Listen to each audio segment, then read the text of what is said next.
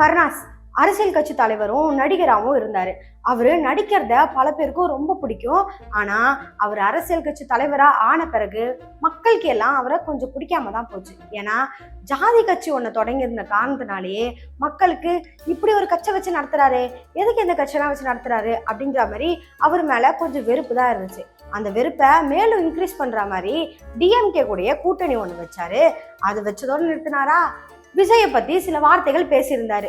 அது என்னன்னு நீங்களே பாருங்க. விஜயை விட அரசியல் அனுபவம் உள்ளவன் நான் தான்.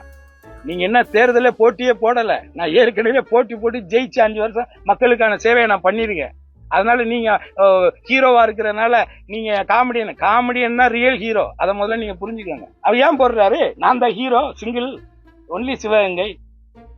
நானே இவ்வளவு கான்பிடண்டா இருக்கும் பொழுது நீங்க தான் ரொம்ப பெரிய ஆளாச்சே. எதுக்கு அப்புறம் 2 இடத்துல?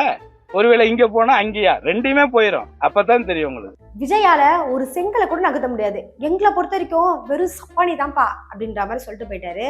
ஆனா அதே சப்பானி கட்சியை சேர்ந்தவர் தான் கருணாஸை தோக்கடிச்சாரு.